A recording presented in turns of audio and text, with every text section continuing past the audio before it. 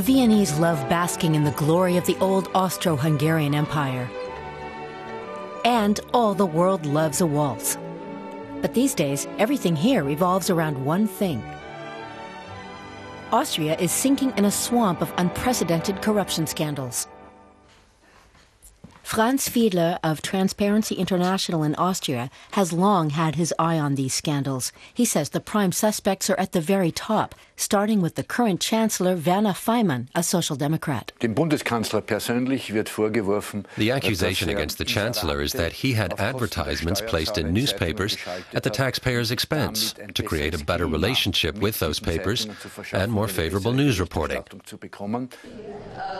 Faymann says it's all grossly exaggerated, but he's alleged to have spent millions for his own benefit. It may be that Faymann's transgressions are minor compared to the cabinet of his predecessor, conservative Wolfgang Schüssel, which was steeped in scandals. The damage is said to have amounted to billions. One example was the Buvog affair. In partially privatizing the state-owned company, the government sold off thousands of apartments to the Immofinanz property group.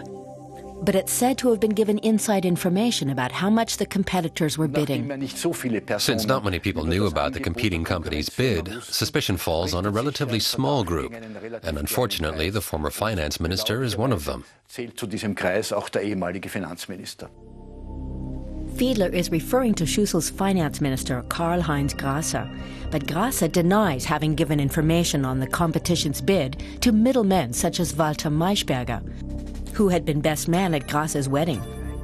Maischberger did know and is believed to have informed Immofinanz.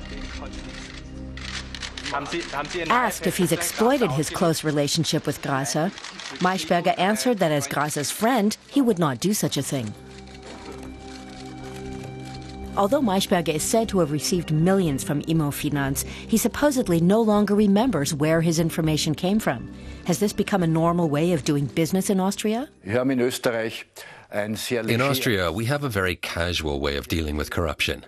Many practices that are criminal offenses in other countries are still tolerated here, whether with a wink and a nod, or in the knowledge that they're not actually right, but nothing will be done about them.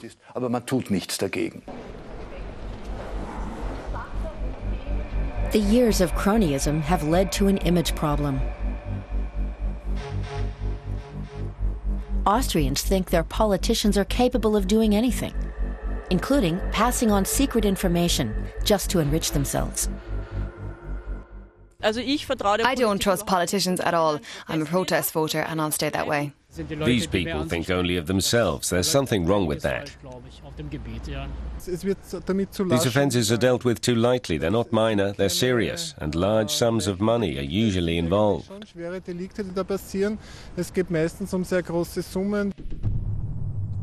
Everything is slowly coming to light. One of the lobbyists involved has come clean, and the increasingly critical media are making an effort to uncover scandals.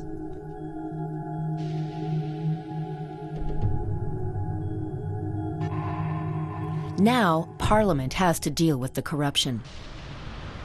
But will the government cooperate? Gabriele Moser, a member of the Green Party who heads the investigative committee, has run into obstacles.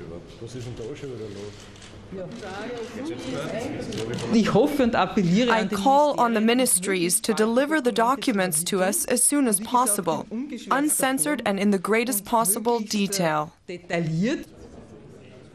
The amount of work is enormous. The committee wants to clear up at least 6 corruption scandals, but the wheels of justice grind slowly.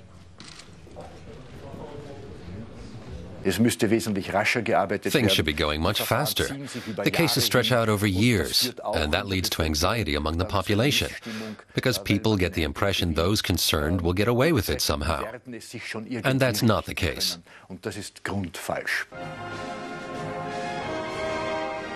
To curb nepotism in Austria, democratic structures will have to be anchored on much stronger foundations.